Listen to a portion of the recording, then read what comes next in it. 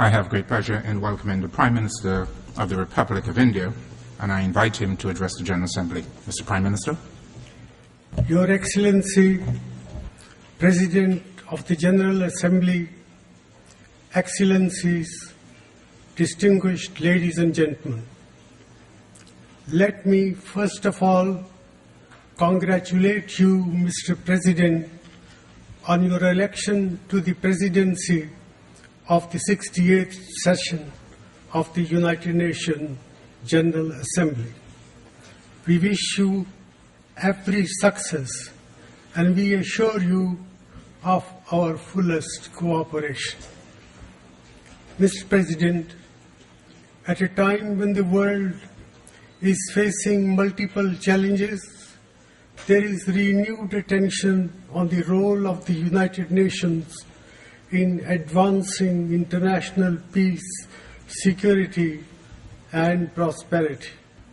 However, never has skepticism about the United Nations' capacity to do so been higher, or the external environment less propitious for multilateralism. Nearly 7 decades of the work of the United Nations hold one simple lesson, and that is this: we are most successful when we adhere to the letter and spirit of the United Nations Charter, basing our decisions on the widest possible consent and balancing equitably the needs and responsibilities of nations at different stages and levels of development. In these 7 decades, the world has changed in fundamental ways. Asia and Africa are independent and resurgent. Countries are now not only more interdependent, but also face new and increasingly complex challenges.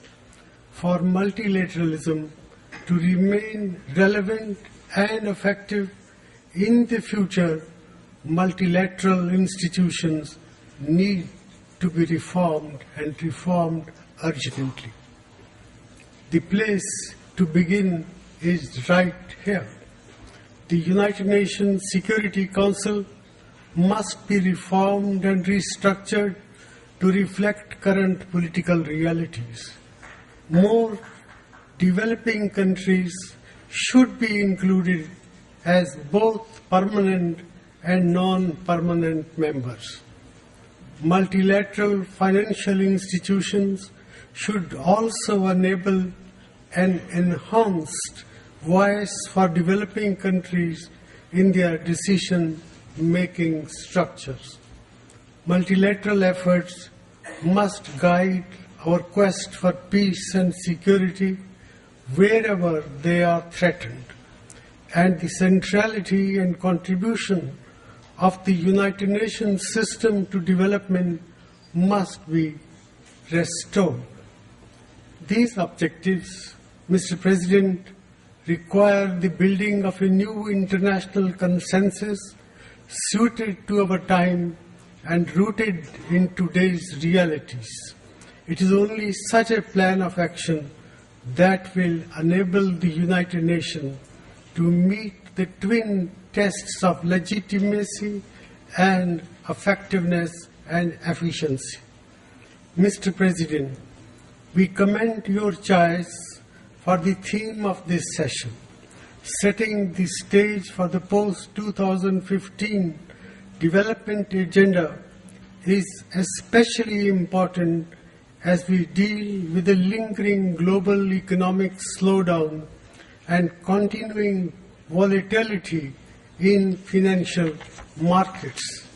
These have imposed disproportionately heavy costs on developing countries and vulnerable groups within these countries.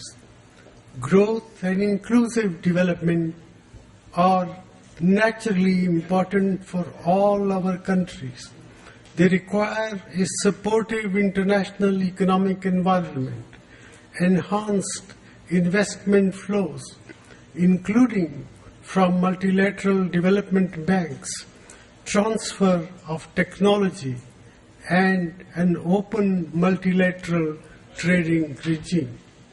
But the problems of over 1 billion people living in abject poverty around the world need to be attacked, and attacked more directly. Poverty remains a major political and economic challenge, and its eradication requires special attention and a new collective thrust. This priority should anchor the post-2015 development agenda, which should be shaped by the member states so that it enjoys the broadest possible support and acceptance. Mr. President, issues of peace, security, human rights, and governance are important and need to be addressed. But we will fall short of realizing an ambitious post-2015 development agenda if we focus merely on governance issues at the cost of robust economic growth.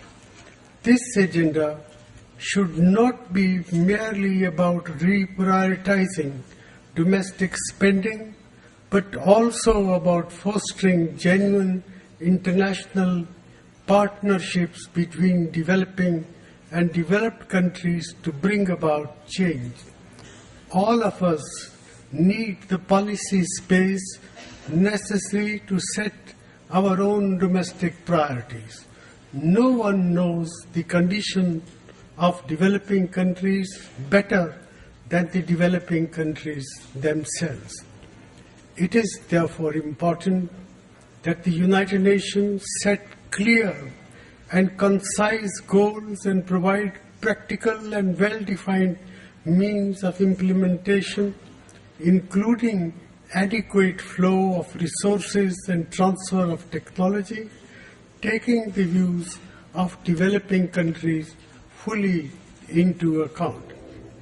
A meaningful post-2015 agenda must place equally high priority on food and nutrition, health, education, infrastructure, water, sanitation, energy, and discrimination against women. Especially critical is women's equal access to economic opportunities, and that they do not become victims of violence or targets of prejudice.